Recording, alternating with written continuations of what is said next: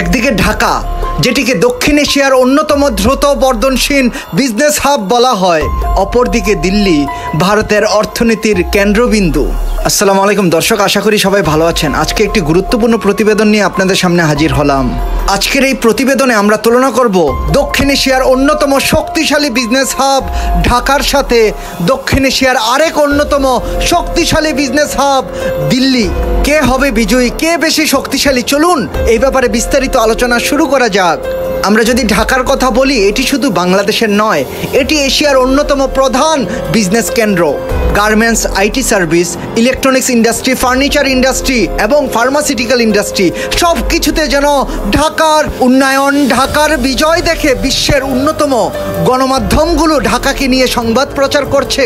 বিদেশি বিনিয়োগকারীরা এখন ঢাকাকে দেখছেন নতুন ম্যানুফ্যাকচারিং এবং স্টার্ট আপ সেন্টার হিসাবে। শুধু তাই নয়, সম্প্রতি সময়ে চীন, জাপান, দক্ষিণ কোরিয়া এবং ইউরোপের বেশ কয়টি বিখ্যাত কোম্পানি ঢাকায় তাদের অফিস এবং প্রোডাকশন হাব খুলেছে। অন্যদিকে দিল্লি, এটি ভারতের অন্যতম প্রধান ব্যবসায়িক কেন্দ্রগুলোর মধ্যে প্রধান অথবা অন্যতম প্রধান বলা যায়। এখানে রয়েছে আইটি, ফাইন্যান্স, অটোমোবাইল ইন্ডাস্ট্রি এবং রিয়েল এস্টেটের শক্তিশালী অবস্থান। ভারতের অর্থনীতিতে দিল্লির অবদান অন্যতম। উন্নত অবকাঠামোর সাথে সাথে বড় আকারের বিজনেস পার্ক, আন্তর্জাতিক সংযোগ দিল্লিকে করে তুলেছে ইন্টারন্যাশনাল কোম্পানিগুলোর জন্য আকর্ষণীয় হটস্পট। তুলনামূলকভাবে দিল্লি বাংলাদেশের ঢাকা থেকে পুরনো বিজনেস হাব। ঢাকা তুলনামূলকভাবে দ্রুত গতিতে দিল্লি থেকে এগিয়ে যাচ্ছে, যা বাংলাদেশের ঢাকাকে একটি অনন্য উচ্চতায় নিয়ে গেছে বিশ্বের দরবারে।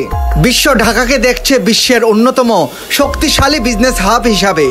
অপরদিকে দিল্লির অবস্থান আগে থেকেই শক্তিশালী। তবে বর্তমান সময়ে ঢাকা যে গতিতে এগিয়ে যাচ্ছে, বাংলাদেশের ঢাকার বিজনেস হাবটা দিল্লি থেকে শক্ত অবস্থান বর্তমানে তৈরি করেছে এবং ভবিষ্যতে আরো অনেক দূর এগিয়ে যে এশিয়ার অন্যতম শক্তিশালী বিজনেস হাব হতে চলেছে ঢাকা, এমনটাই মনে করছেন বিশেষজ্ঞরা।